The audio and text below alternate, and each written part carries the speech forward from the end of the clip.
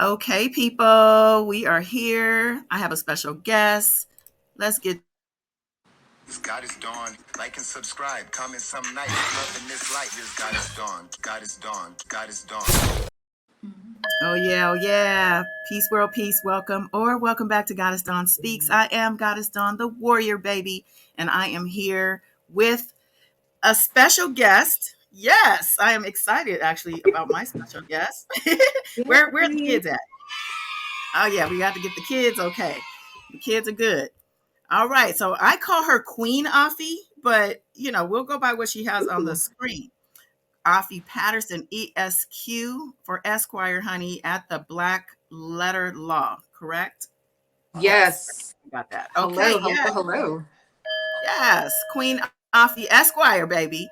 We have Queen Afi here from, I can't help saying the queen. I can't help it. You were a I queen love when it. I I'll saw take it. you on site. Queen on site. Okay. I was like, that's a queen right there. But Thank we met at the you. courthouse. Yes, the criminal courthouse, but not because we are criminals, but because we were covering the, or a what were we? What were we? I can't think I of the tell name. people we were covering it. I was Covering, covering. covering the Tory Lanez's trial. Okay, Hmm. so just to warm up a little bit because we got a lot going on currently with the trial, but just a couple questions for you, Miss Afi, because my people pretty much know my whole thing, my whole story. But what brought you to the court for the trial? Well, Sean Hawley. I think Okay. Sean Hawley was Daystar's, Tory's attorney of record. And I've been following Sean for years. And I said, would love to see her in action in a full blown trial. So Hmm.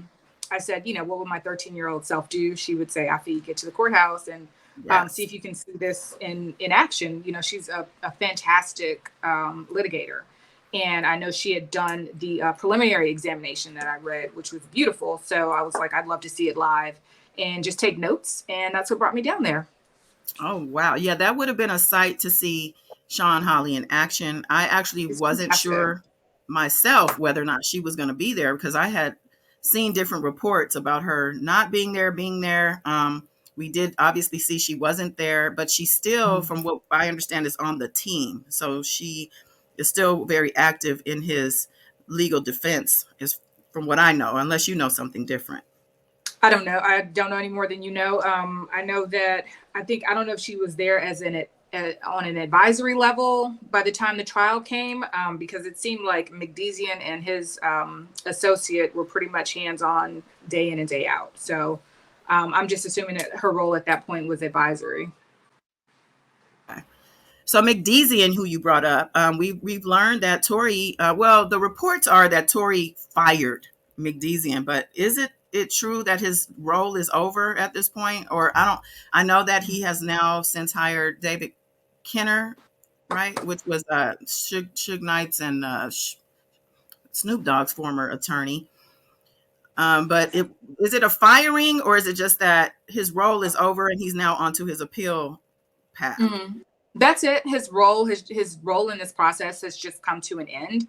Attorneys have specialties, right? So it's rare that you're going to find somebody who is a litigator and somebody who is an appeals attorney. So they're two very separate practices. Appellate work is a lot of writing and a lot of motions work, and it's just very, very different procedurally from litigation. So his role in this marathon just came to an end, and the appellate attorney is picking it up. So that's Okay. just how it works. Okay. And can you tell us your legal background, if you don't mind, like what your field is? Yeah, yeah. So I am practicing entertainment work, and I've kind of fallen into that since I've been out here in Los Angeles. But prior to that, probably in about 2012, I started practicing domestic criminal law. So I was Mm. just a criminal defense attorney. And it was just a fantastic experience. I have also done international criminal law, but I've been practicing since about, I want to say 2008. So that's about 14 going on 15 years now. But What? mainly in criminal. Yes, that's How mainly. so? When you? You look like you're just out of college yourself at this moment. I'm like Thank you. shocked. Thank you guys. Black don't crack. Okay, well, that is very impressive. Moisturize. So we do have a Drink criminal water. background as well as entertainment currently. That's amazing. Yeah. Hats off to you. Okay. So, which reminds me, something I'm going to do is I'm going to also break down Megan's situation with, I think, 1501 Entertainment. I've been Mm-hmm. looking through the contracts. I've been Mm-hmm. looking through those filings, those substitutions, and all of those motions. So I'm just going to break that down as well because it just seems to flow naturally from this situation, especially Mm-hmm. after Tory's dad and so many people were talking about Roc Nation. So that's going to be the next. Absolutely.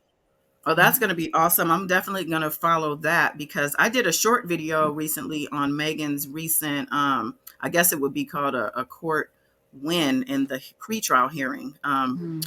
With regard to that case. But yeah, so I'm definitely trying to follow that. So I now know who to follow. We have Yes. Queen Afi Patterson Esquire. She's got a YouTube channel that she's about to kickstart.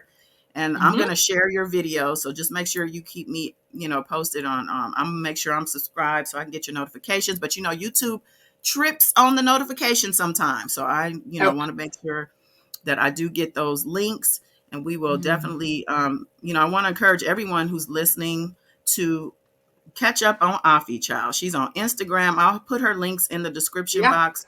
Instagram. Are you on TikTok yet? Yeah, not, or you haven't actively I'm been on TikTok? thinking, no, I think maybe I'll do TikTok at the same time I start posting on YouTube and just Yeah. like link those two. But Yes, it's the Black that would Letter be great. Law on TikTok as well. Let me make The sure. Black Letter Law. Okay. We'll make sure to Yeah. get all that info and have that in the description. Please Okay. support this queen.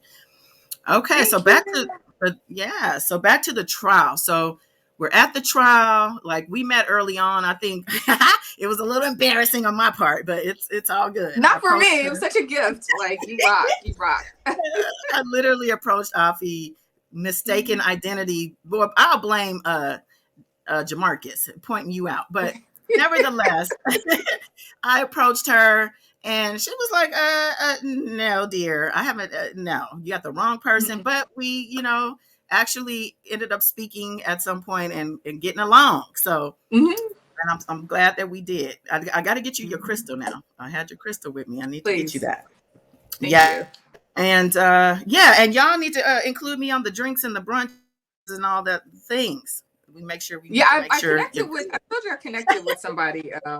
Yes, she actually Last messaged week. me. I commented on her post, and she's like, "We're gonna do a brunch or a group thing." So I'm gonna hold y'all to that now. We But posted that. so what were your thoughts in general with regard to the trial itself, as far as your feelings coming in versus the end result, and how did that work for you? So my feelings coming into it, I wasn't on Team Meg and I wasn't on Team Tory. I didn't know very much about it, just like what was in the blogs and on basically TMZ. Uh, and I like to reserve judgment because of sound bites and people don't really know everything that's going on. So just coming in, I was like, hey, I'd love to see like you know Sean Hawley. Then when I got in there and I started listening to the motions and I started seeing the evidence that the defense was trying to put forth and the evidence that the prosecution was trying to put forth, and it just became so fascinating to me. And I think that the judge, he's very important.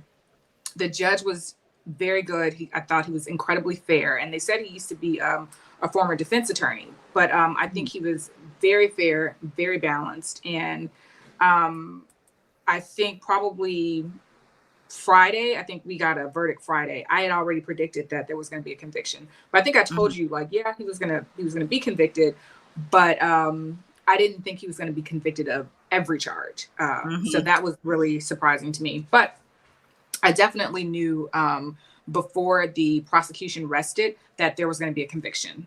So Okay. Yeah, I yeah. agree. I maybe, I was looking at maybe the gross negligence, and Hmm. maybe just because of the way, that I saw everything being played out as far as this kind of, I guess you could call it sloppy police work, or maybe just they were too green for the job.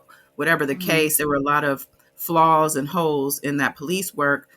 And there, obviously, Kelsey's testimony threw everybody, I think, for a loop with her, courtroom amnesia. And then there were just so many things. Even Sean Kelly, the witness's testimony, seemed to also throw the defense for a loop, which if he was their witness. So, it was a little confusing. We had some things happening with the jurors also that were head scratching moments. So I really didn't know what was going to happen. So how do you feel now that he has gotten convicted on all three of the charges? Do you feel that it is warranted based on everything you saw in court? I think the prosecution proved their case. I really do. Mm-hmm. There were some things that the defense just really could not overcome, and some things that are emotionally charging. I thought Kelsey's recorded statement was emotional, and Yes. I thought that it really, how do I say it really made sense to me after hearing her September 14th testimony and then reading the panicked message. I think it was like 4:27 p.m. when she said, "Help, Tory shot Meg 911." That all Mm-hmm. made sense for me. Um, let's see. I think the defense really couldn't overcome that because I think the defense had to prove that Kelsey shot Megan, right? But they did not really prove that she was a feisty, angry person, a violent drunk, that she had a propensity to use a weapon, that she knew that. I think she thought there was a weapon there because of her alleged argument with Tory, but they didn't prove that she knew for sure there was a weapon there. She had access to the weapon, and then that she knew how to again use that type of weapon. So it's just like there were just so many things that they couldn't overcome, and I think the you mentioned sloppy police work. Um, I think the defense they could have used some really tight, sophisticated police work in order to poke holes in reasonable doubt. Um, Mm-hmm. but I don't think the prosecution really needed sophisticated police work. You know, whether you say it was sophisticated, sloppy, unsophisticated, whatever. Mm-hmm. I think that they had enough evidence just with also the sounds of the gun. And I think the ballistics, was it the ballistics person? I came in kind of late for his testimony, but the gentleman who said it took 8.5 pounds of pressure to pull the trigger, it couldn't have been an Yes. accident. Mm-hmm. The I think firearms that was, expert. yeah, the Mm-hmm. firearms expert. Yeah. So uh, I think the defense did what they could with the facts that they had. Um, but yeah, So I think the, the angle the angle they came from was jealousy. That was the first thing out of the defense attorney's mouth during our opening mm, arguments. They tried to spin this as a jealousy situation where these two women were jealous of the relationships that they were each having with Tory. I'm mm, getting, but mm. how do you feel about that angle that they chose to focus on? I don't think we heard enough about it during the trial. If you're going to say that this was a jealous situation, Megan was jealous, Kelsey was jealous. They were fighting over a man. They were fighting over perpetually being backstabbed. Then they should have brought that out more. And I think like it's a big leap to say that your best friend since your freshman year in college is who you supposedly perpetually backdoor. I think that was a term that was used. It's a big leap to say that that friend you've known since you were 17, 18 years old, 7 years later, is going to all of a sudden shoot you because you find out that she's in a relationship with someone else. Unless you prove that, to me, this person is violent. I think that, um, you know, did this jealousy lead to violence? How? She's a jealous person. She's a jealous, angry drunk. They've had fist fights before. Things like that. Like that wasn't really brought out during the trial. I mean, do you think it was? Because I didn't hear anything that made me believe that they've had like fisticuffs in the past, or No, just violent no. interactions in the past. The only thing that stands out for me about that is when I believe it was Quan, they said at the Mhm. scene of the shooting where he said to Kelsey, they do this all the time, which I would have Mhm. loved to have gotten a little more, but we know that Quan didn't testify. He did say they say he showed up to court. Mhm. Um, Yeah. what do you know about Quan showing up to court? That's kind of fuzzy for me, but Yeah, it's fuzzy for me too because I think that may have been Thursday. So I think the jury had been I think the jury had just gone into deliberations and he came in. It's fuzzy, but I think they realized that both the prosecution and defense realized that they didn't need him. And then the bodyguard, I don't know his name, but Justin, I think he Justin. also came in. I think that was it that Friday or that Thursday evening. I think there was something around that time. Like they both got there, but it was after either the defense rested or the jury was charged and went into deliberations, and the Okay. So it was alternates too were ruled. late. Yeah. Mhm. So it's too late in both instances, it sounds like. But it seems to me that both of their testimonies were pretty crucial, being that, well, especially Juan, being that he was the driver and he was there. And then with Justin having supposedly gotten this confession from Tory firsthand, like, why, it's just, so that's another question about what this hearing is tomorrow, because I know that I've seen some speculation about possibly maybe more charges, or maybe something having to do with not more on top of the current charges, but a new situation with regard to witness tampering or something like that. Is that something that is even legally like possible, or have you I seen think something? with respect to Quan and Justin, if they showed up after the jury began deliberations, I believe it's within the judge's discretion to reopen the case, right? So I'm Okay. assuming that there was some type of communications about it within chambers to see, like, is this necessary? What are these people going to offer? Um, so that's the first thing. The second thing, witness tampering. Yeah, you can. The prosecution can bring new charges as long as they're not charges arising outside of. Excuse me, as long as they're not charges arising from that incident, because they basically had an opportunity to bring all the charges from that incident, but they can bring new charges of witness tampering if they allege that he interfered with Justin or Quan coming in, for example, or if they say he threatened one of the witnesses during the process. They can bring new charges. I don't see that happening, but it can definitely they can do it Okay. if they think they have enough evidence. Wow. I was thinking about Kelsey also, being that she seems scared out of her mind to me. That's the impression I got, is that someone got to her. I think closing arguments, the prosecution did finally like point to the fact that somebody got to this girl. So that's somebody too who I was thinking maybe after the fact, maybe she came out and admitted that she was pressed by, who knows? I don't know. Um, It just seemed to me it was really odd. I'm sorry to interrupt. It just no, seemed to it's me fine. that, like, the that she hadn't talked to. She certainly hadn't talked to, in my mind, McDeezian. I don't know if she talked to one of their detectives or something like that. But Hmm. Tori's attorney seemed very very uh like uninvolved with the witnesses. He there was just like no appearance of impropriety on his part with discussing anything or being influential in any way with the witnesses. So I really took note of that. But yeah, I don't know that anybody talked to her or got to her. I do know that she was asked, "Did Tori pay for your attorney?" And she said she doesn't know. Yeah, Were you in the courtroom for that? I was.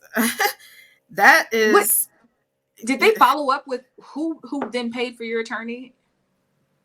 I don't think so. They did not follow up. That was my thing about that. I was like, what? Who doesn't know how do you not know who paid for your attorney?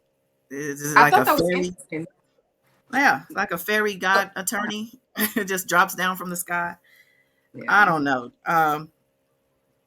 I just sent Ben the link because he he texted that he's like, I'm embarrassed to do a live. I'm like, we're recording. Come on. Who But is anyway, that? Who's coming? Vincent, the first in line, Vincent. Oh yay! Tell Vincent to come through. I don't know if he's gonna Oh click the my link. We'll god. see. Um, okay, Vincent so is the nicest guy ever. Like he I'm telling is. you, like going out there just like really made my year. You know, it was fantastic. I thought it was a Meeting with great ending to 2022 and a beginning oh too yeah. for the new year. To meet Oh, such yeah. great people. It seemed like I Mm-hmm. connected with the best people, and Mm-hmm. it was just it was an experience, and I kept reminding myself, you'll never experience this again. Like this is, No. it's not going to happen again. Nothing like this. Um, I actually kept questioning if this was a movie. I'm like, is this a production? It just seems so it's weird. It was. It was Especially very when Megan weird. came.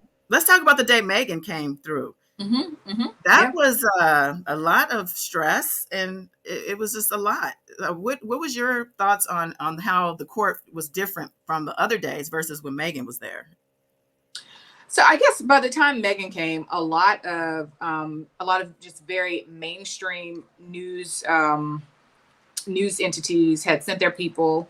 So there were just a lot more people. A lot of her fans were there. I was sitting next to a young woman, and I don't know what she had gone through, but she was very emotional. You know, it's like, you know, as Megan was testifying about, you know, what happened that night, she was very emotional. Her leg was shaking. She was like, you know, I Mhm. saw her eyes glassing up. It was really sad. But I think she had her supporters out there, and I thought her testimony was solid. Mhm. And that's the thing too. It was hard for. I didn't think McDezian should have crossed her, because it's just always hard when you have a woman who's testifying and when you have a man who has to cross-examine you, especially when it's the case is related to violence against that woman. Right. It's a challenge, and he had to tiptoe around a lot of things, and his presence is just so very strong, and it can Yeah. be intimidating. So I Very. think he handled it really well, but I think Megan was very, very solid. Um, and I think you saw that he didn't have any evidence of Megan and Kelsey having a violent relationship, because if he did, he would have brought that up, and it was important to bring that up. Mm. Instead, Mm. they asked about Kelsey, and the first thing Megan did was like she almost cried. She was like, "I've known her, since freshman year," and she had to take a moment. Same thing with Kelsey. Mhm. Like she was emotional, and she said, like I feel like I. She said, "I know Megan like the back of my hand," and she said, "I still feel like I know her like the back of my hand." Mm. Like, prove to me that y'all are violent. Like that's what I need to see, to poke holes in your evidence, in the prosecution's evidence. Right. I don't recall hearing about any other altercations between the two of them outside of the allegations here. Now, who told us? I think it was Sean Kelly, the witness from the balcony, who told us he saw two females fighting. Um, I I don't remember anything. When they asked Megan, she said no, that they weren't fighting. Megan pretty much denied any being involved in any even argument, I think. Um, Yeah, Megan painted herself in the very best light. She's got a rose-colored memory, which is normal. We mm, always remember ourselves in the best light. But before we get to Sean Kelly, another yeah. thing that I wanted to point out was no one directly asked Kelsey, "Did you have sexual intercourse with Tory?" Like Mm, saying that we've had relations, or she just kind of like hinted at a relationship, and like nobody said directly, "Did y'all have sex?" And I think the defense didn't say it because they knew that they hadn't had sex. The prosecution didn't say it because they couldn't, on the stand, they couldn't get anything out of Kelsey. And during the statement, I think they were just happy to get that statement. So they didn't want to push her. They were like, just tell your truth, right? But did you right. notice that she never directly said we had sex? No, she didn't. She explained that Megan actually pushed the relationship or encouraged it, and then she said And then we did, or she said we something. I don't remember how she phrased it, but she didn't say sex or even intimate. Mm-mm. Kind of like, No. we were hanging out type of thing. It wasn't, Yeah.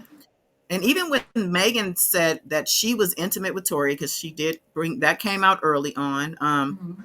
with the arguments, I think the opening arguments, because I guess they were prepping us. And then she got on the stand and said they were intimate. When I hear Mm-hmm. intimate, it doesn't necessarily mean sex to me. Intimacy Right. can be different things. So I just Mm-hmm. felt like, doesn't necessarily mean she lied when she was asked if they had sex, Right. on Gayle King's show or whatever.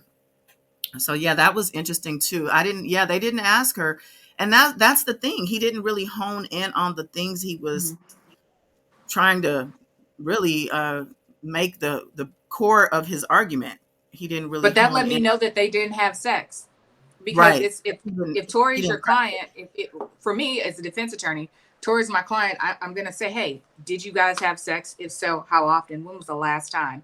I need this evidence to show that she was so angry because she was sharing herself with you, and her best friend came and backdoored her and was also sleeping with you. You know what I mean? So, Yeah. like, let me know. Also, if you remember, Kelsey was, they hadn't known each other. They hadn't all known each other very long. But Kelsey was in Houston for 2 weeks, and she had only gotten back for like, I think, 2 days. So, like, what type of sexual relationship did you guys have? Right. All right. I thought it was 2 Like, months that she was gone. Was it 2 weeks or 2 months? I I thought thought it she was was two gone. weeks. Oh, okay. I thought it was a little longer, but either I thought it way, was 2 weeks. yeah, yeah, either way, it doesn't sound to me like there was that type of connection where she's gonna fight Megan and be that ratchet about it. Like when I remember her explaining about being in the SUV after the shooting and how Mm-hmm. terrified she was, and she was trying to get people on the phone. She said she contacted guy she was talking Right. to have an open line with him, and that to me said that she was, really out there seeing other people and being single. Right. That's what I got. Right. Yeah, No, that's what I got. Well, and yeah, that's it was the just. thing. Like, Hmm. go ahead. Sorry. No, go ahead. I'm listening. No, I just, even when she was just talking about that, it just seemed so real because she went through, she said, first, I called my mom on Facebook Messenger because my mom's always on Facebook Messenger. Then she Hmm. said she thinks she called her sister, and she said she was having just like, she was in shock and she was anxious. Her heart was racing. She has a heart murmur or something like that. She has some type of like little small condition with her heart, but she was panicking. And then Hmm. she said she just called a dude she was talking to and was like, just be on the phone with me. That whole like description felt real to me, you know? Yeah, she definitely came across as Oh, sincere in those yeah. moments.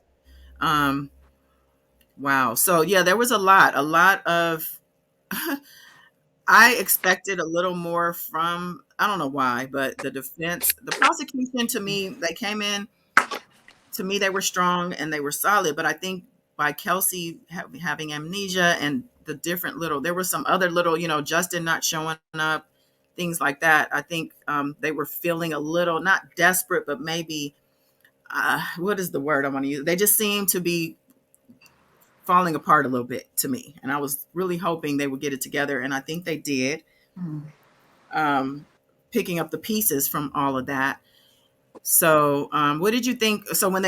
What did you think about Tory's attorneys opening the door to just so many things? I mean, the 80-minute complete audio, the rap lyrics, and even the fact if Tory were to get on the stand, that they did open up for the prosecution was able to say, look, we do have things that are related to this that we can bring up about his past, which the judge said, well, yeah, if it's related, I'll allow it. When before he said, I will not allow any past behaviors.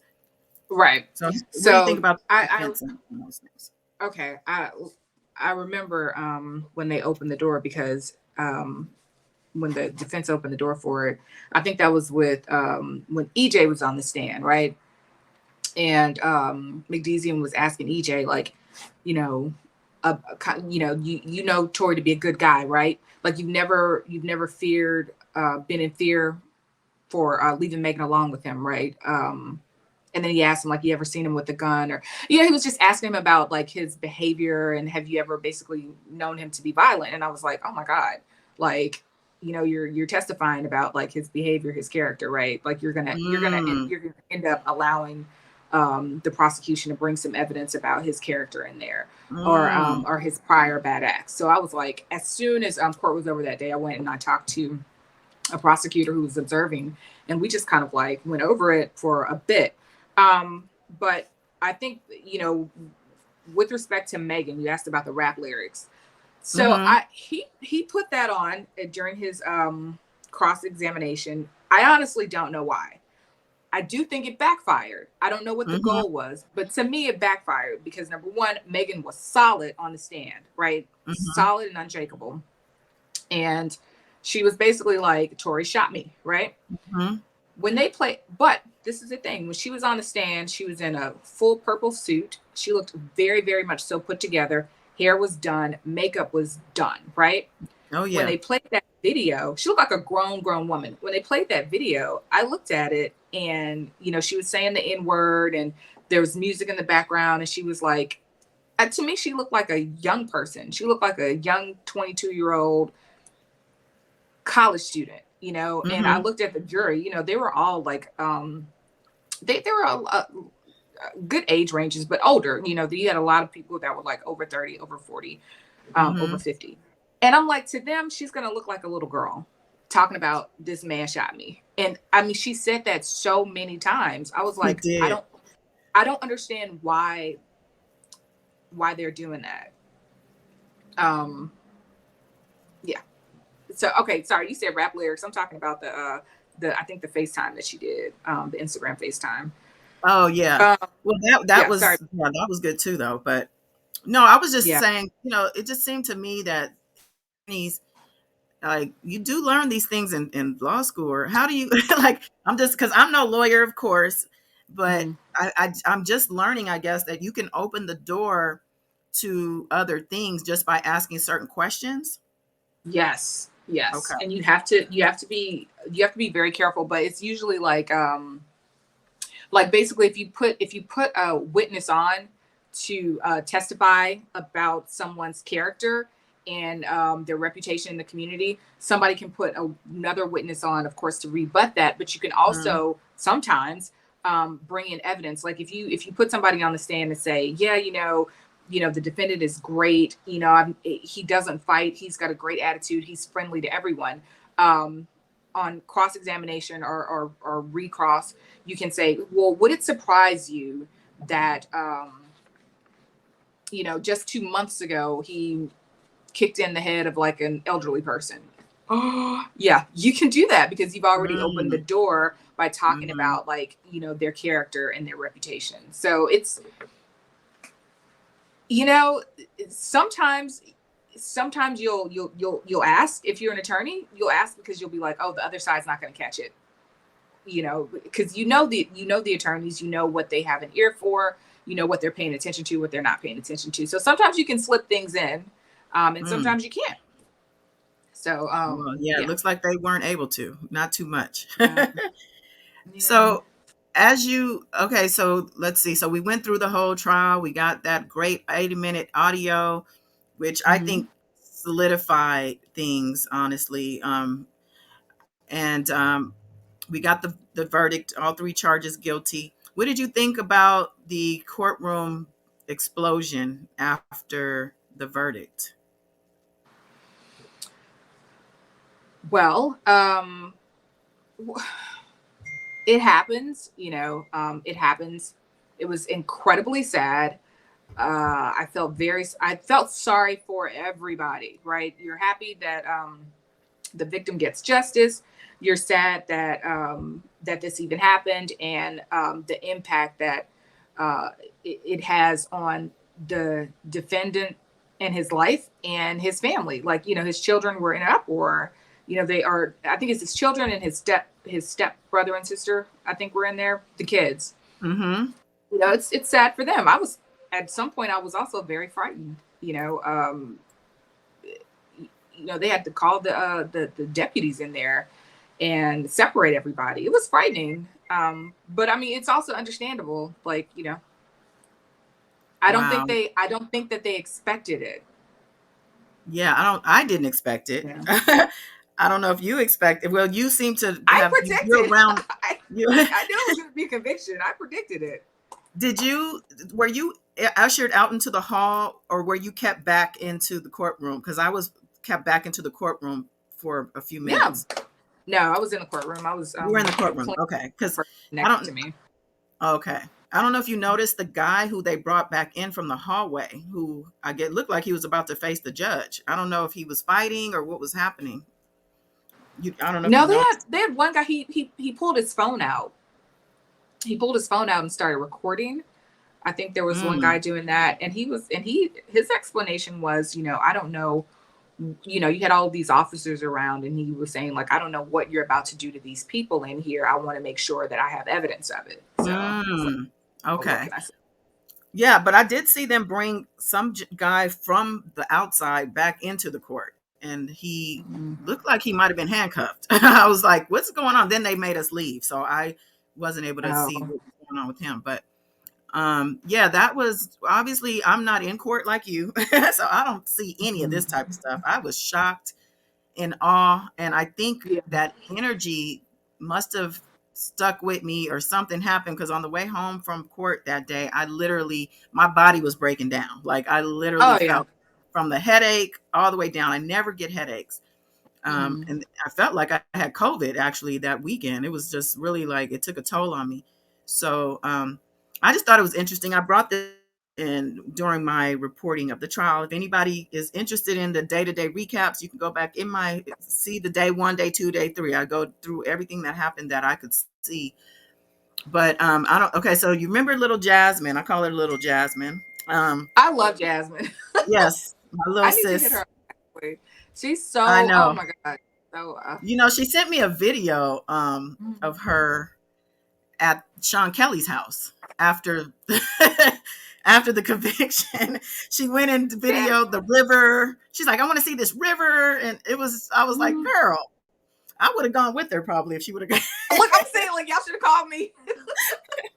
I love visiting the scene of the crime, right? Like, Yes. I was like, take oh my me. goodness.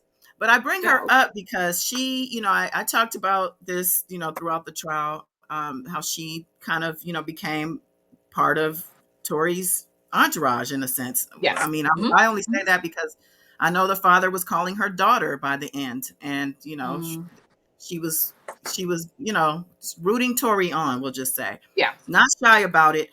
But I do remember she had taken a bracelet to Tori, a Mhm. black obsidian for good luck. It was still in the Mhm. package and everything.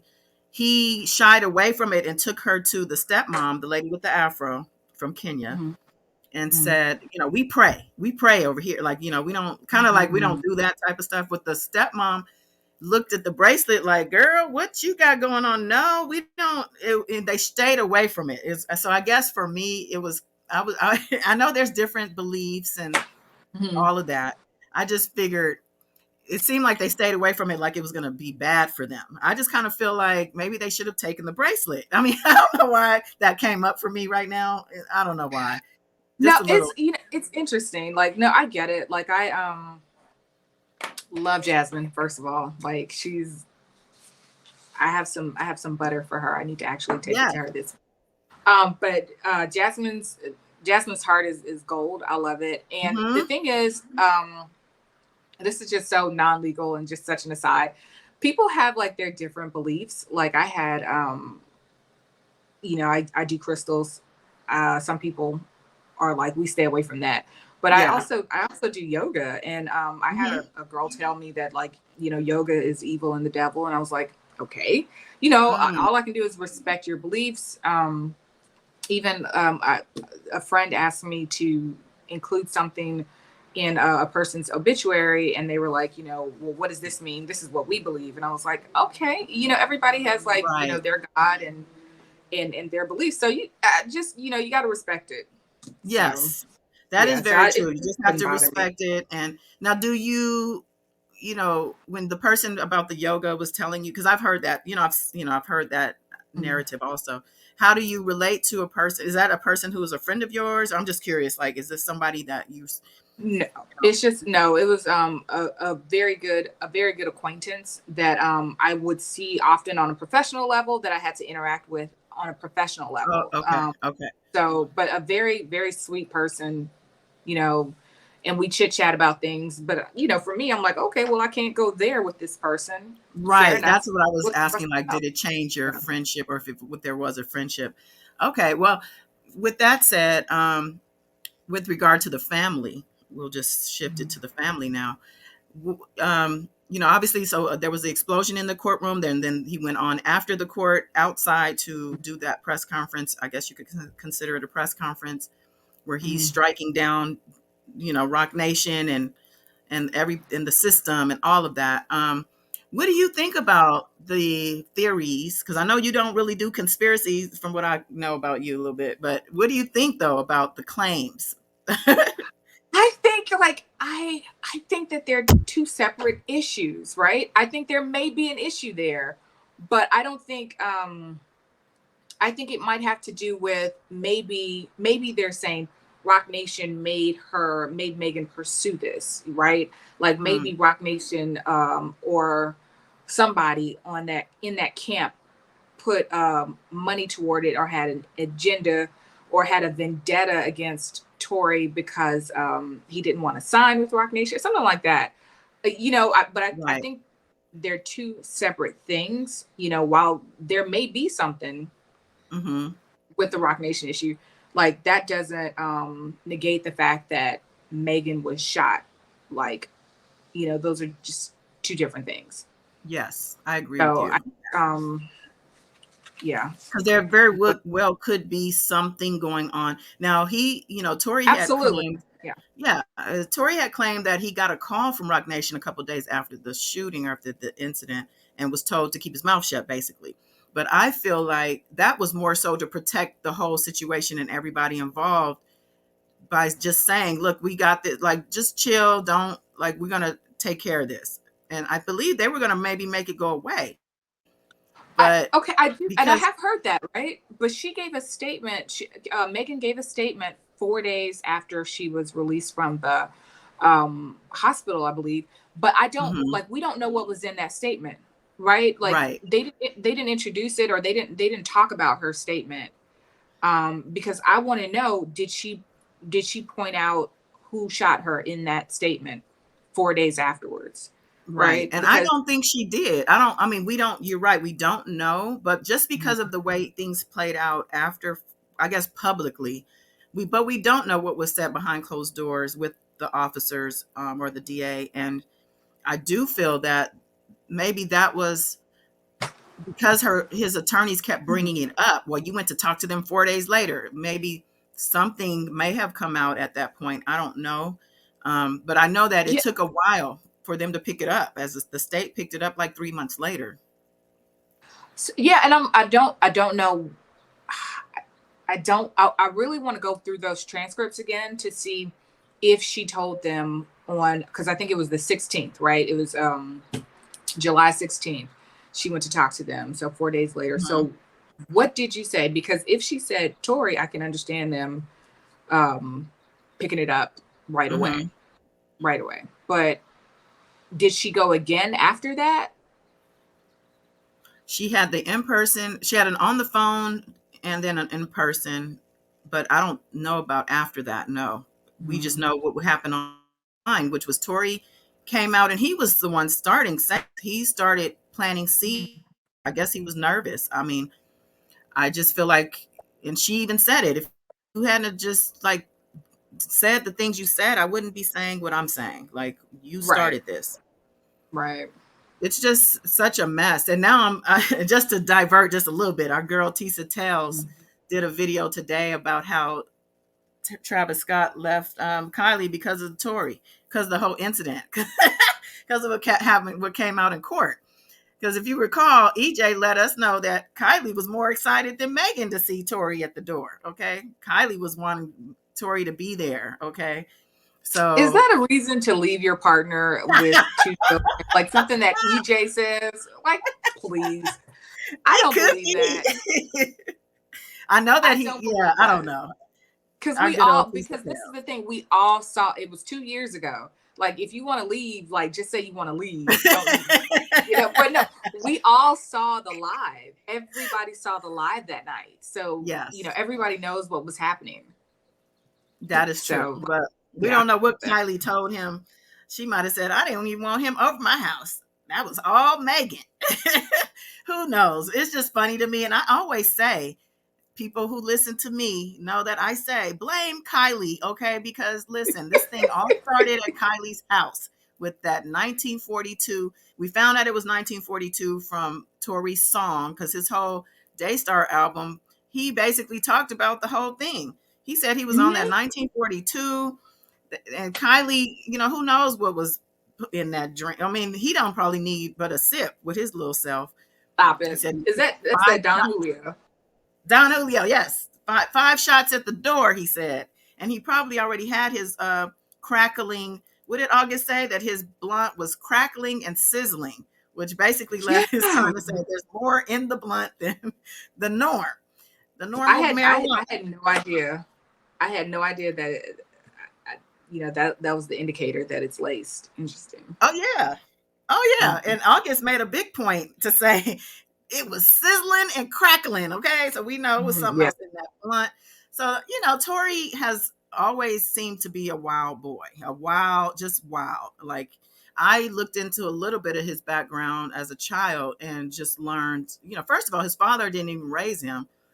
When his mom passed away when he was 11, he went off and lived with his grandmother and then eventually was homeless because she had to eventually kick him out.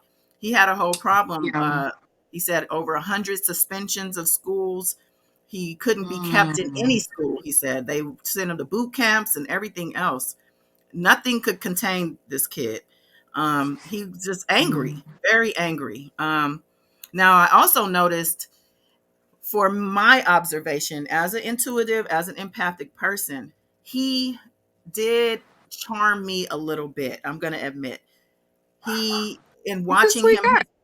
yeah, when watching him and his family, you could tell he's a charismatic guy. He's all smiles. He's putting on his brave face, but not too much where he's looking arrogant. And then the family being there with their matchy clothes and the whole Black Power situation. I mean, it was a whole vibe. And you know, I felt the charm. So when looking into it a little bit more after the fact, I noticed in a lot of his interviews he was promoting his marijuana pack called Black Leprechaun. So I looked into leprechaun because I'm like, you know what? People do call him a leprechaun, but leprechauns have charm and magic. I just Mhm. feel like maybe he really is a black leprechaun. He has something going on, child. I don't know, because I'm gonna tell you about our little Jasmine. 3 days Mm. into the trial, she turns to me and says, okay, he did it. She literally was like, okay, yeah, he did it. She No, kind of don't say it. came in saying Kelsey did it, but then she said, no, I think he did it, but I still feel like Megan ain't no good, that type of thing. But I'm gonna tell you, after she met Milagro and after she got closer with the family, she went back to it was Kelsey. So I think that charm just, I don't know, he was throwing them lucky charms around in the hallway. Something was going. He's a charming guy. I remember when just I was there, like, I think maybe day one or early day two.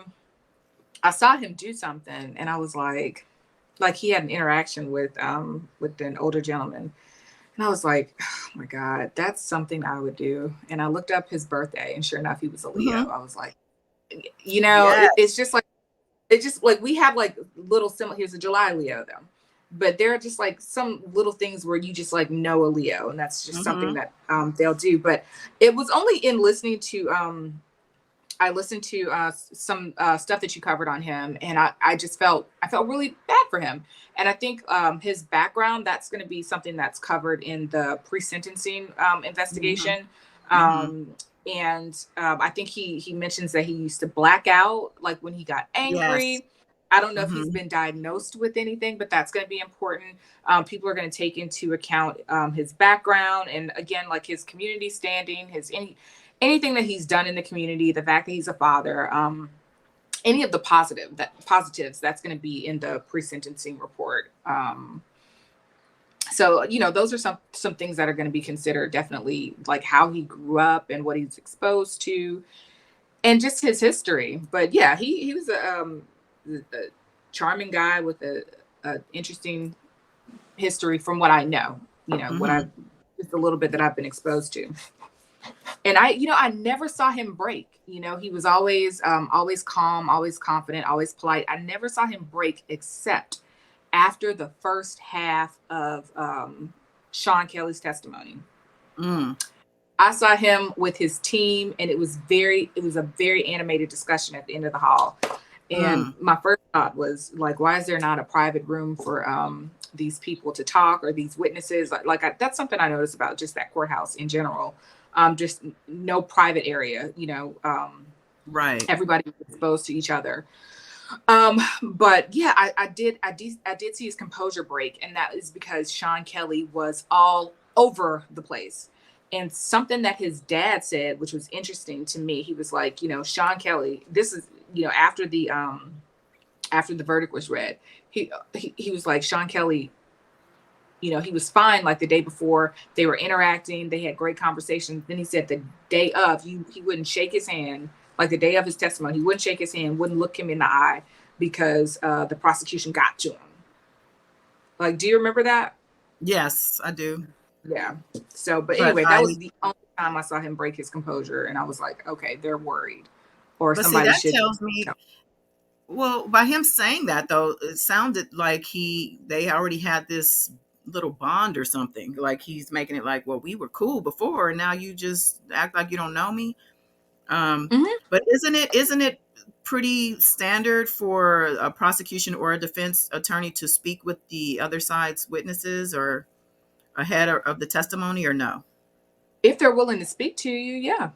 Okay, so it's not an abnormal, weird thing that they had a discussion with Sean Kelly, the prosecution, meaning. No, no. Okay, yeah, because that's what it was insinuated, that wasn't right. They talked to him, so No, because okay. I could call you, like, Sean Kelly could have been on the prosecution's witness list as well as the defense witness list. Mm-hmm. Like Mm-hmm. it doesn't matter.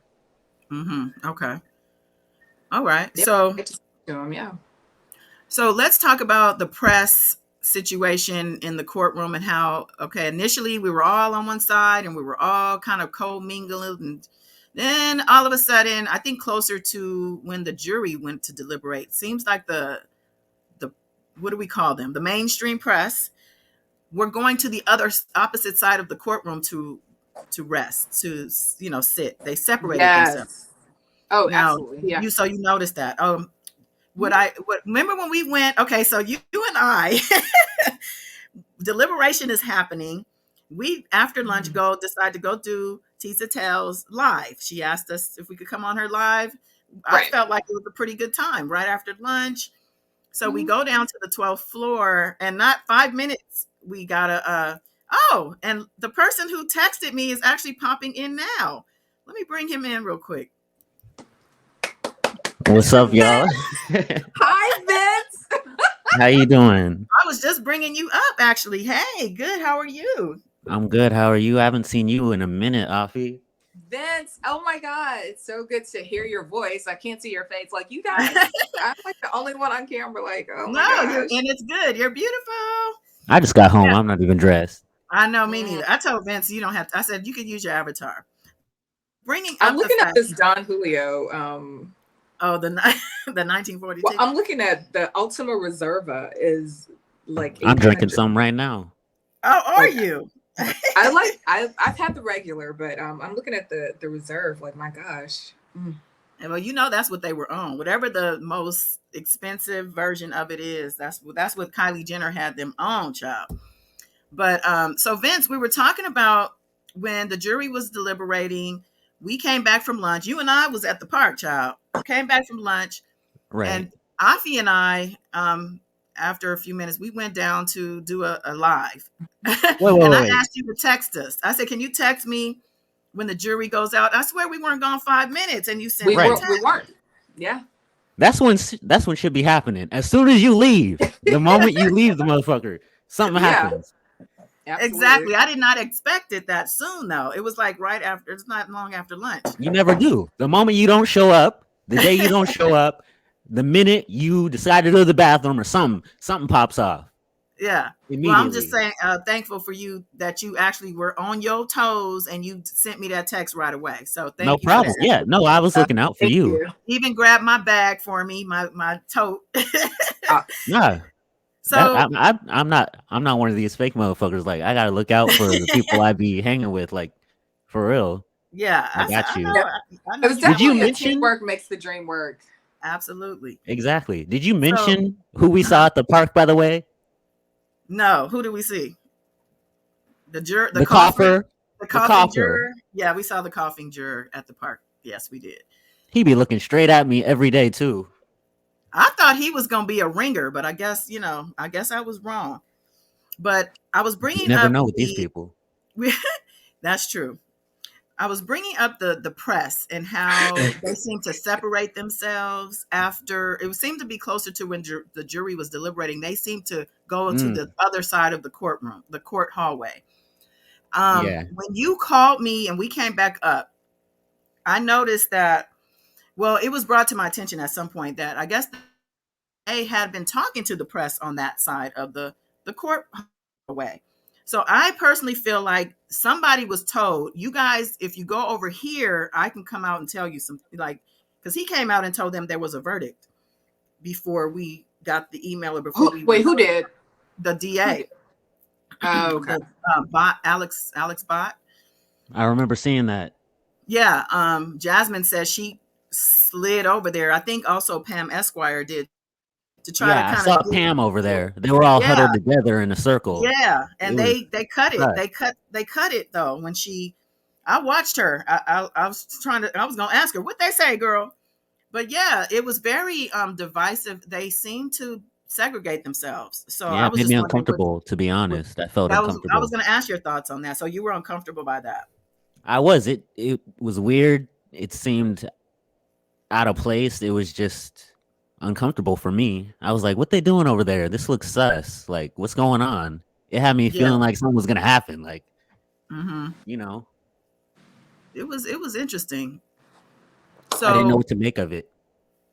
yeah, and yeah, so that leads me to, okay, so we had that little separation happen. I saw the DA go over and speak to them specifically. So that's kind of told me, this was planned. Like they were made to be separated, whatever. So after the verdict and all of that, not long after, Neek at Night and Street TV came out with all the exhibits, put all the exhibits out publicly. What do you guys think of the reaction? I would say before and after the exhibits with regard to the internet, as far as the verdict and the sides. What do you guys think of action to the exhibits? I think that I was, I'm always in the comments, and a lot of people were saying, for people who are on Team Tory, they were saying basically you misled us. We didn't know this, we didn't know that, and mainly it was Kelsey's statement, and then Tory's jail call, and then his apology text, and then that combined with Kelsey's 911 text. I think a lot of people didn't really know or see that, but I think the jail call was extremely moving for a lot of people. Hmm. So I think that was that was a game changer in the court of public opinion. Right, right. I um, agree. I personally don't be on my social media like that. I mean, I go on social media, I look at my own stuff, and then I hop off. I don't even be looking at the feeds or the comments, but I did know that there was a lot of like, how do you say? There was a lot of emotional reaction to that jail call. Like a Mm-hmm. lot of people were like, hit me up like, "Hey, what you think about this?" Like even other people, I'd see them like asking like, "What do you think about that?" Like that it seemed like it was really the thing that people were just like, okay, yeah, this is a wrap. Like he did it. After that call, they're just like, I don't need to hear anything else. Hmm. That's it. So it's kind of like the nail in the coffin for a lot of people's decision to finally say, yes, I believe Megan. Pretty Yeah, much. but you know That's what what? did it. It seems. Yeah, and it's the fact that he apologized. He said, I would have never done that if I wasn't so drunk.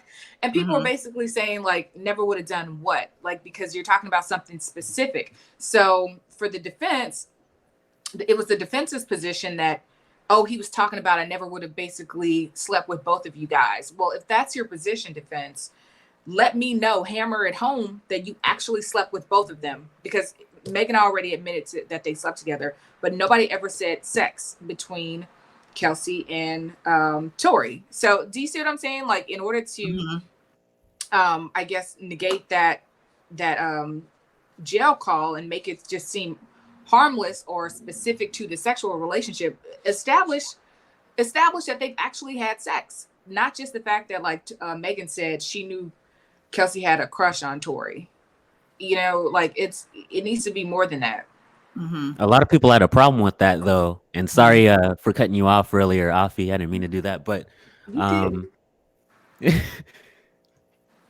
I lost my train of thought for a second. Kelsey having sex allegedly with Tory, and you Right, said a and lot of people before were that, mad about that. You said a lot of people were mad about that. Megan, like, said she knew that Kelsey had a crush on Tory, and you were oh talking about that. no, Yeah. I wasn't going to talk about that. The whole jail call thing. Mm. In my opinion, it just seemed pretty damning and not helpful at all to his side. It definitely helped Megan's case. But I also thought, man, this call is pretty vague. Like, it's vague enough to where either side can kind of twist it to their own benefit and make people think, oh, this is what happened. Like, this is what this call meant. This is what these people meant when they were talking. When they said this is what they meant. Like, it was vague enough for people to create their own interpretation. Do you No, recall him totally. saying, he said something to the effect of, I know Megan will never speak to me again after this, or something Mm-hmm. to that effect also was said, which, no, of course, he's in. I would hope that he knew that that call was being recorded. Like, everybody knows your jail call is recorded. So for him to have even called Kelsey in the first place was, and he kept saying, where hospital is she in? Where is she at? Like, it was weird to me. And the fact that Kelsey picked up and stayed on the phone and answered those questions was also weird. Um, Yeah, but Okay. Can I don't know if he knew the calls were recorded, but that was pretty weird. That was stupid. that was dumb. It was dumb. That But wasn't the I was going to smartest say, thing. I know, I was going to say maybe that's why he held back on the details, because he knew, he didn't want to incriminate himself.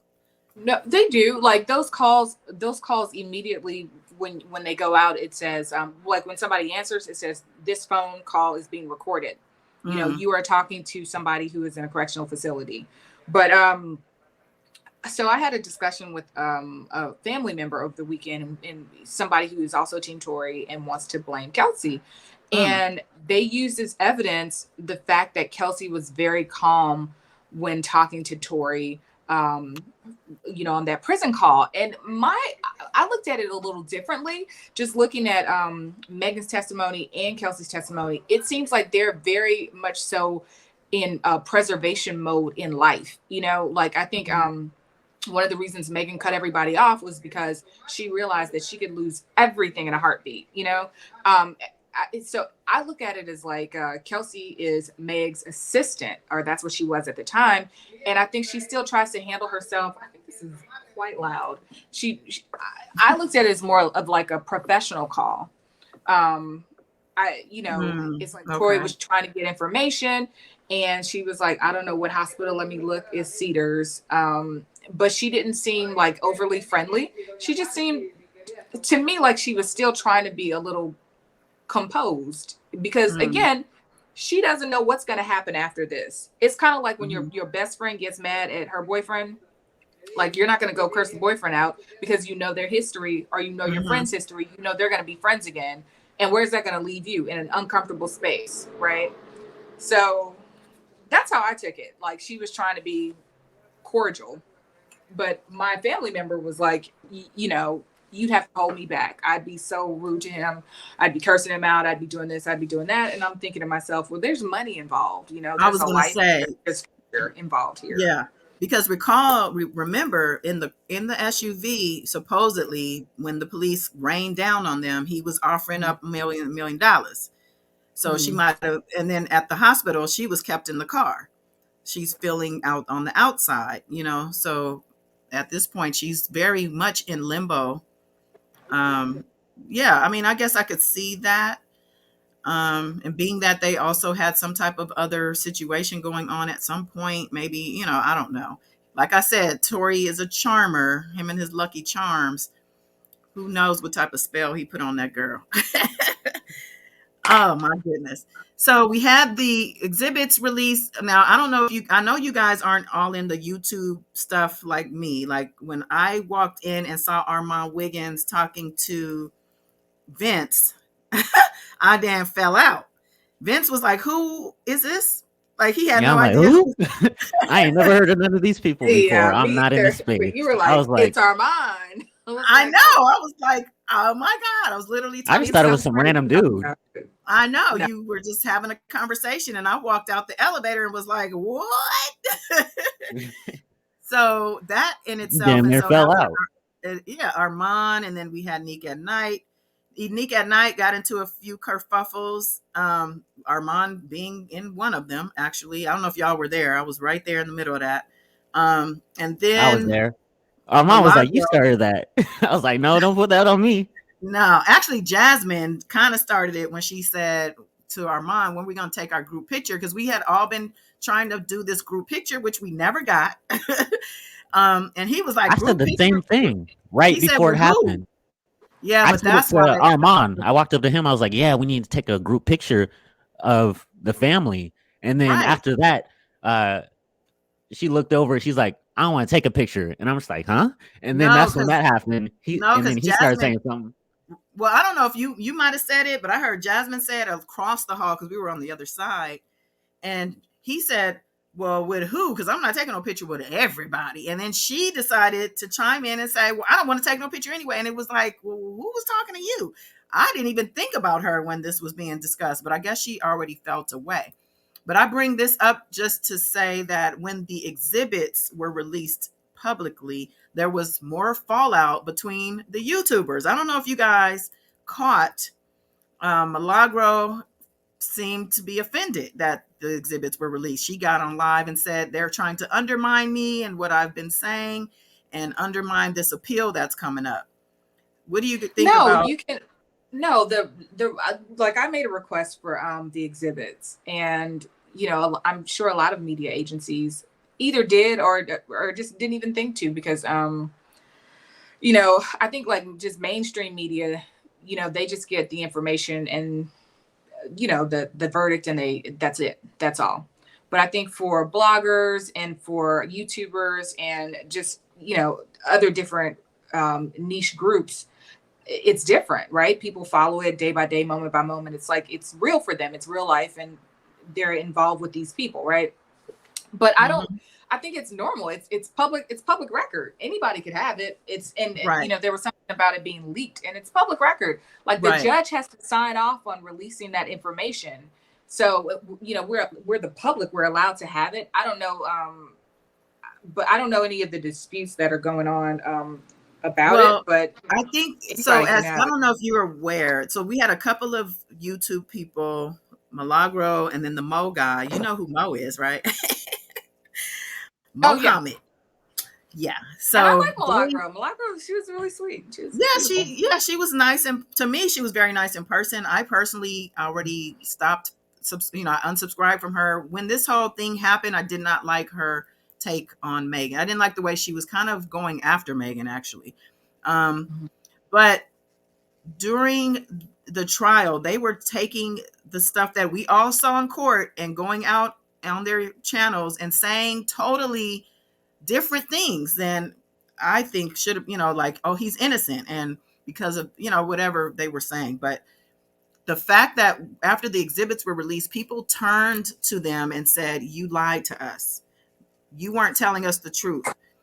And I Mm. think that's where the defensiveness on her part, I didn't hear Mo, as far as I knew, he hadn't even come live after the verdict. But she got defensive because she felt attacked. But I don't feel, if the exhibits, which are the true evidence that we all saw and heard, comes out to the public, it should not misalign with anything you said. Like, I don't, that's where I'm confused. It should not have made you feel like you were being attacked. I don't know. Yeah, I think people, lots of people were presenting what happened in court as they understood it, right? I even noticed, like, you know, on different days, depending on who I was sitting next to, I would take notes. I would take notes for certain things that triggered me, and then a person next to me when I'm not taking notes at all, and when I'm hearing things that I know are irrelevant, I'd see them furiously writing notes. So, people like just presented evidence to their audience as they understood it, right? Or I think I was talking to Alex, who I also like, he's awesome. But we have a different perspective, and he would say things, and I'm like, dude, that's not relevant. Like, that's just a juicy detail. Just like people who wanted Kylie and Corey to take the stand. I'm like, why? So you can have juicy details about popular people? Like, that's not relevant. So it's just like people presenting what they believed was relevant to their audience. And then when things came out that, that their audience also, I guess, would have liked to know, maybe they felt a little defensive about it. I don't know, but there's nothing Yeah. wrong with the evidence being released. That's Right. anybody Yeah. can put So that I up. felt a relief, actually, personally, when the evidence was released, because I was glad everyone was going to get to hear the full audio and the calls and see the text Mhm. and all that. I was actually relieved. How did you feel, Vince, when you saw the evidence coming out? Well, I don't be in these beefs. I don't be knowing about what everybody's arguing about. I'm just like, leave me out Free. of it. Just I Yeah. don't want to be in any of that. I'm just trying to I seen you all in Neek at Night comments on Instagram, child. on our Don't be comments. acting like you ain't online. I seen you, child. I be I around tell you. sometimes. I come out sometimes. But no, I Well, don't I be in mean, these beefs or anything. I don't know what people be saying well, about each other, but I like the truth. I'm about the right, truth. exactly. And the thing is, like, we were literally talking about how all these people in the courtroom and everybody's getting something different. Like, we would be the worst jury ever because everyone would have a different opinion about the same shit. We all heard and saw the same shit, but somehow everybody got something completely different. Uh-huh. Everyone's putting out different shit. And I'm just like, damn. The whole time I'm thinking, I really wish we had this whole trial like recorded. We had audios so people couldn't be lying out there and like just saying anything, to be honest. Anything they want to get views or whatever else, just putting out lies or misinformation. I just Yeah, want the truth that out, kind and of I'm was glad that uh, the public has been able to see most of the shit that exactly. we saw. They're not gonna see everything, but I Yeah, I was mean, you can't see the different nuances of, like, the jurors' expressions and things, and like there's other or things. But emotions that we yeah, feel or like different things like that. A lot of that's not gonna be in the papers or anything like that. They're not gonna know exactly how it was to be there and see everything that we saw and hear everything, but they got a little especially piece. especially in those hallways. But with Mm, regard to the truth, like, that's how I kind of ran down. Like, I had my opinion. I might have threw my opinion in there. I won't say I didn't, but I everybody was got an just trying to opinion. run down what happened in court. What happened? That's all people really want to know because they weren't there. So, with regard to, so Neek at Night and Milagro went back and forth on YouTube, because Milagro, she did a video basically saying, I don't know why y'all even are doing this. It wasn't the verdict. Like, why are you doing this to me? It was what it came across as. So with that, and I bring that up because NBC News there was an article, like I think it was right before the jury deliberated, around that second week, about Milagro and academics and Mohammed. I think he's with Lawyers for Workers. He's an employment lawyer. Let me just put that out there. They were threatening lawsuits on them for misrepresenting the information that was coming out in court. So that's why I was wondering what you thought about the reaction of the actual exhibits coming out from these people. Like, I I was surprised that she doubled. I would say she, meaning Milagro, doubled down on some of the things she was saying, even after. Like, it's just, I don't know. I mean, I really probably won't ever know why. I just thought it was interesting though, because I've We won't never. even ever know what really happened that night. I know, right? We still don't. Everybody got their own version. I think it's just it again. It's like what's relevant is number one, she was shot, and number two, who shot her, right? Right. Everything else, getting caught up in the details, like I think that's what was coming out, like I would see people go live during the lunch breaks and they'd be saying like, oh, like, do you remember they were like, oh, Megan like supposedly slept with like these two other people. Like, why is that relevant? Like, that's not going to be relevant unless you can tell me that Kelsey and Megan have fought physically and violently in the past over these people. And just like they fought in the past, like Kelsey was also violent that night with her and she pulled the trigger. You know what I mean? Like anything else is just details and it's juiciness. But from a legal perspective, it's not relevant to me. But if like a lay person is in the audience watching this, like that's important. Like, it goes to like motive, it goes to character, it goes to like, just what type of person you are. So it's just, you presenting to your audience what matters and what's relevant to you, but legally, none of it's relevant. Exactly. Again, like that's the issue. Took us 2 I just weeks want to to hear. get. I just want to hear the truth. Like, I was also thinking, how come it's 2022, but nobody got like ring cam footage or anything like that? That's what you're telling me? Like, none of these houses got that? Like, there were no cameras around at all? Like, it's so hard nowadays to try and get away from a camera. Are you saying like we didn't have anything to be able to see like something close to what actually happened, so we don't have to like Just go off of whoever's Sean Kelly. story? Yeah, or anyone. Yeah, no, I think the audio came from a ring cam, a distant one, but there was Yeah, it did. no visual video of what happened. That would have been something if somebody had caught that on video. I mean, Right? that would have been. I actually expected that. I thought there was going to be some neighbor who had a video or something. Like, nobody in that neighborhood has a camera on their doorbell or anything. Like, not one house. Do you guys remember the other 911 call? Was a woman who she was very, very adamant about them not coming to her house, but she was also very. The first thing she said was a woman was screaming. It was all about a woman being victimized. Very different from Sean Kelly with two females were fighting, and like it was just, I don't know. A lot of I don't know. inconsistencies. Yeah, That woman was very a much mood so. though. Like, she's just like, I don't want no problems. Don't come to my house. Yeah, I don't want to be involved. Just don't call me. pretty much. No, she said, do not come to my house. And I don't blame her because we saw, like, you don't really realize, and I don't think Sean Kelly realized that it's real until probably about 20 minutes into his testimony.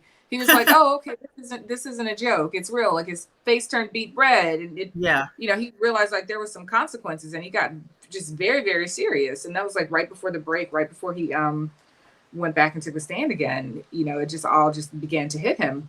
Because before he was just very casual. He was like, they were all fighting. They were all fighting. They were all fighting. Yeah. But he did get flustered. They said when he left the courtroom, I guess there was someone in the hallway. That's when he came out of the courtroom, he was kind of spinning around in like confusion, like looking for the elevator, the stairs. How do I get the hell out of here? That's I'm wild. wondering, is he going to go back to wherever he's? I'm being that Jasmine was at his house a couple days later. I'm pretty sure she might not have been the only one. He might actually Mm. get added to the house of the star maps where you go do the tours. This is the guy who said he saw Tory shoot, or where he saw the fight.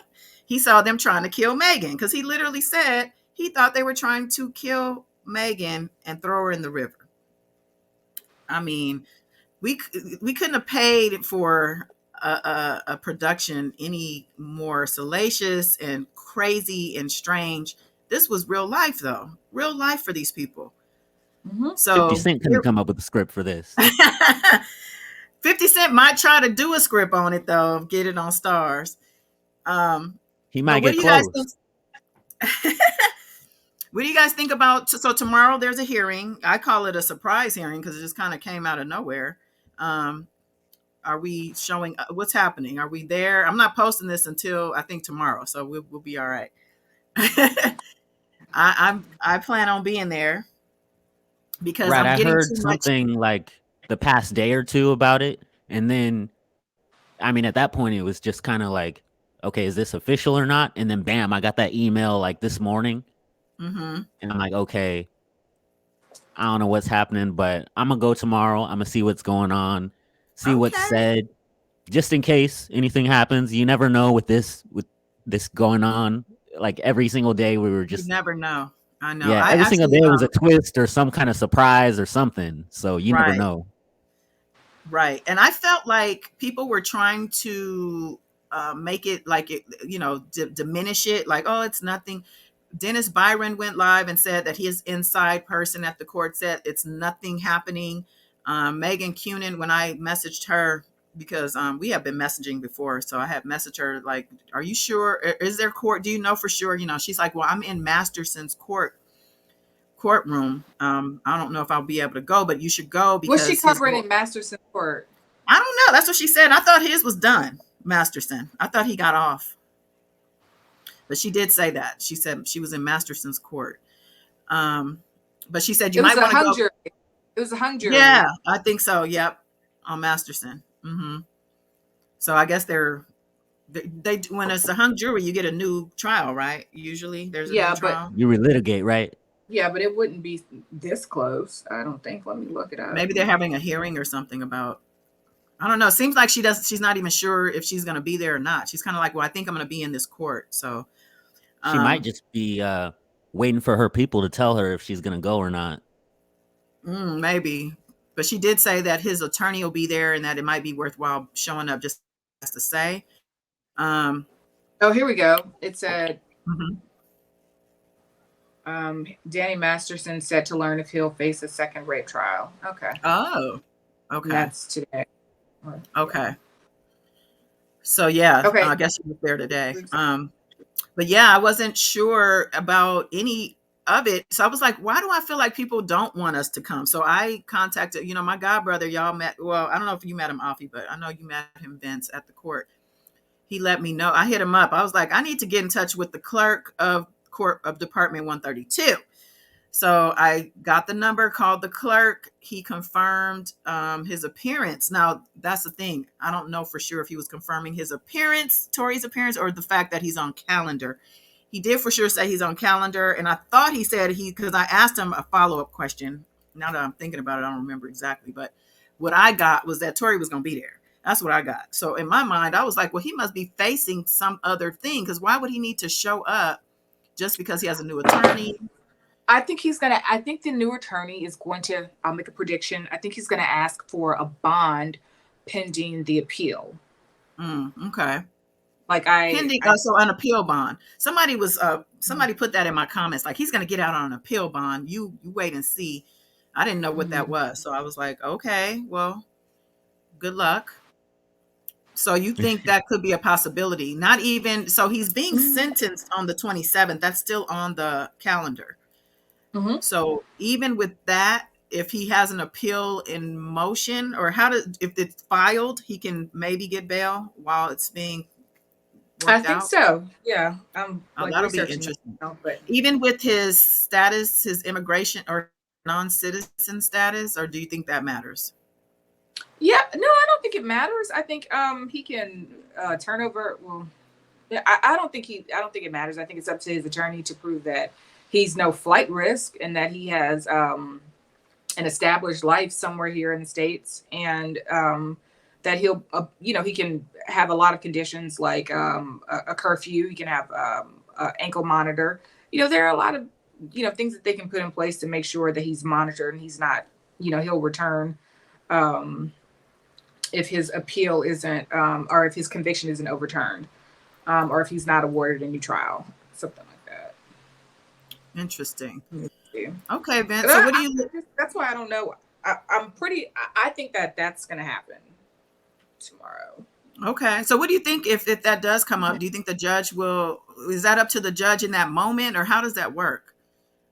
He doesn't have to decide that day. He can take it under consideration. He can ask for a more detailed briefing on it. He can ask for, Okay. you know, a, another date to have a hearing on the matter after more facts are presented. It's pretty Okay. much up to in the judge's discretion. But But isn't the sentencing coming up like the end of the month? on the 27th, yeah. They're gonna have time for that. But she's saying even with the sentencing, he could be out on bond, waiting on the appeal process, right? Oh, Yeah. Mhm. Which could take years, from what I understand. Isn't that a long, arduous process? It really depends on what's on the court's docket, but I'm looking here. It says that a defendant in a felony appeal in California must show by clear and convincing evidence that they are not likely to flee. um so yeah, they'll Well, just have to like put forth a strong case to let him out on bail pending the appeal, but I doubt. I don't know if the judge will I mean, grant it does the tomorrow. prosecution have does is the prosecution able to come back and to Mhm. rebut this Yes, request? absolutely. Okay. Absolutely. It will be a full-blown hearing. Okay. That'll be interesting. Mhm. Well, any last thoughts on this matter? Because we are almost hour and a half in, and I know Vince, you came in about 30 minutes ago. Thank you for that. Also, but do you have anything you would like to say, Vince? Since you of came in course. on the late tip.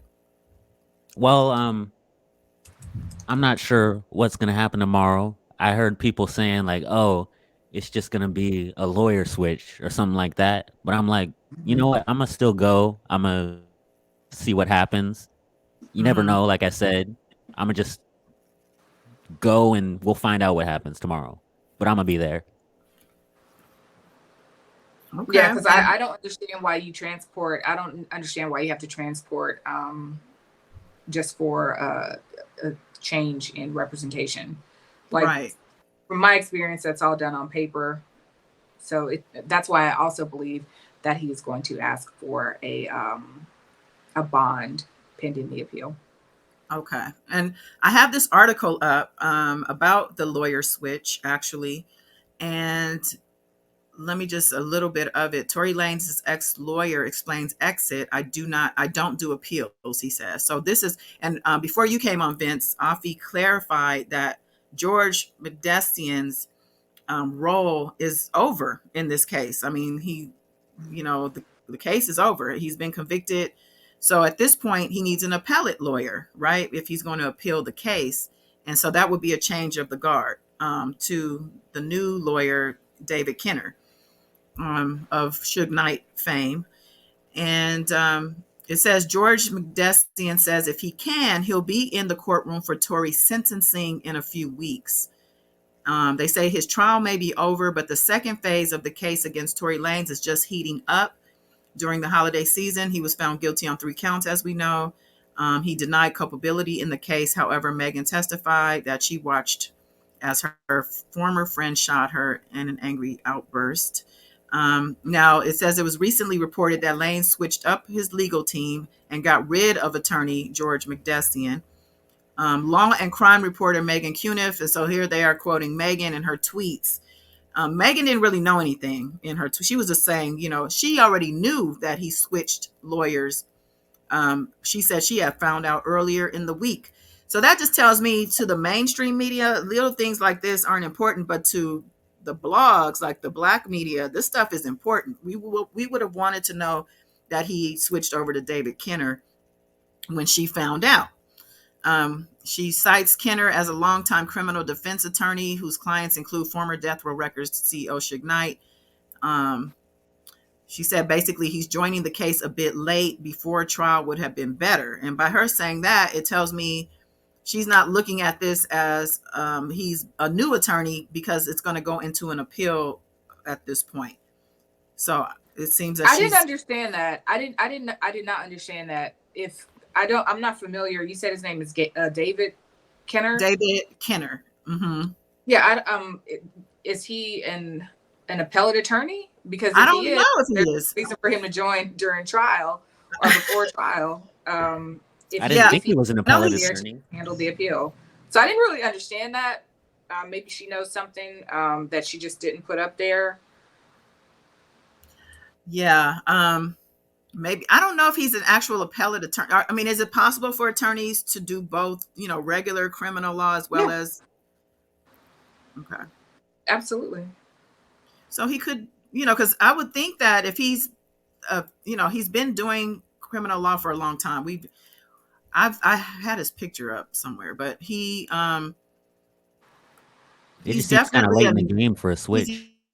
yeah, that's why I don't think he's a switch off, but I feel more so No, it's it's just a new. changing of the guard. This is the next Right. step Just in like maybe taking the lead, Yes. but not really Like a switch, just kind of it's my taking turn over. to take over. Right. Exactly.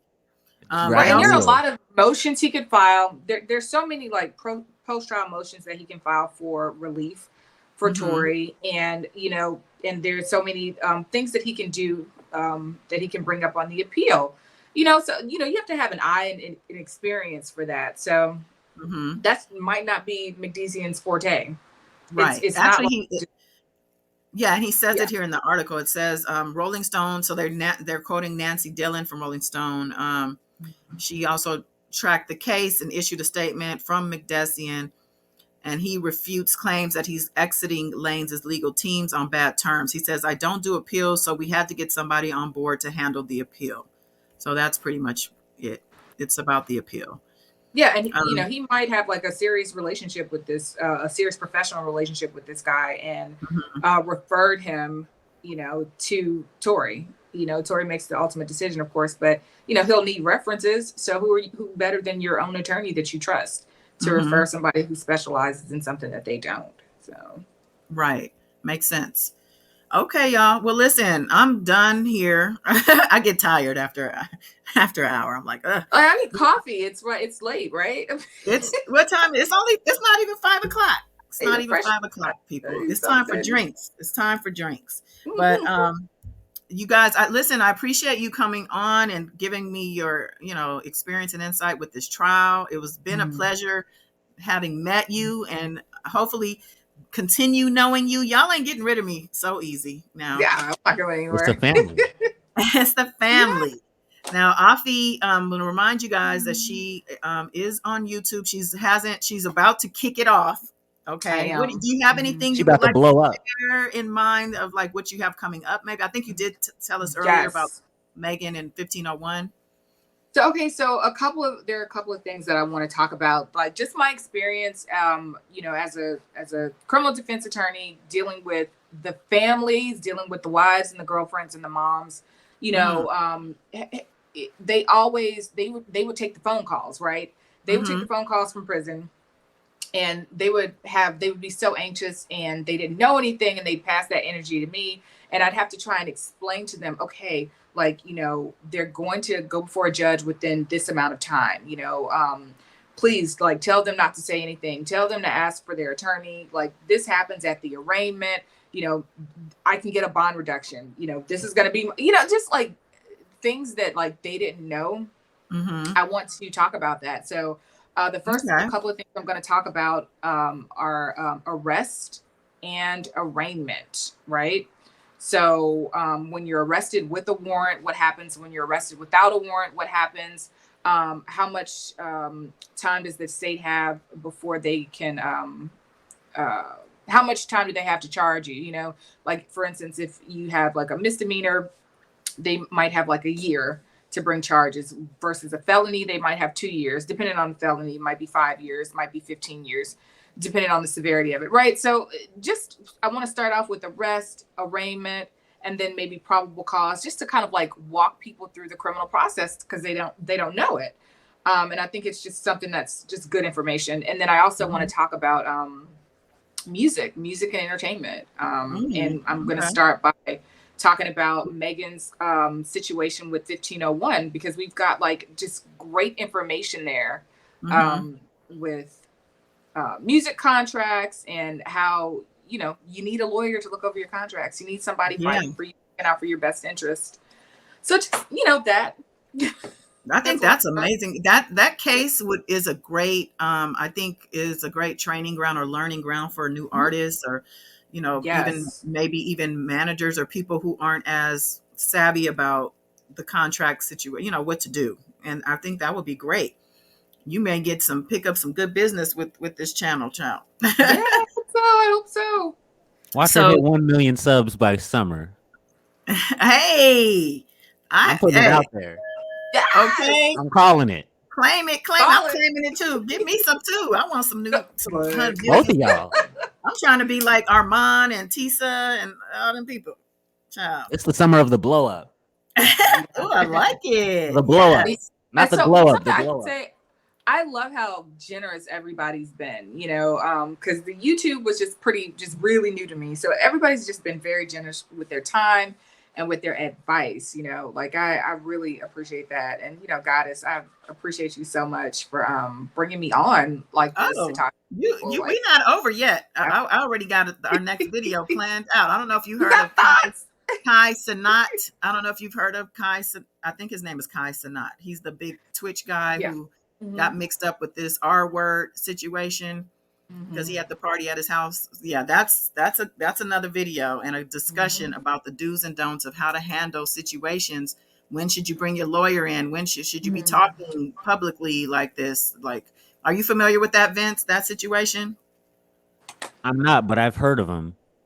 Okay? Yeah, Kai Cenat. He's a huge. I think he's known from Twitch. He had a boxing match or something. No, guys, I have to bizounce. Oh yeah. We're actually. Let me end the recording. So thank you, everybody. Like, share, subscribe, comment, Vince, all of that. We'll have all the information. All right, Afi, I'll see you. Channels. And yes, Vince, you stay put because I'm going to talk to you for a second. Bye, guys. Okay, bye. See you later. Bye.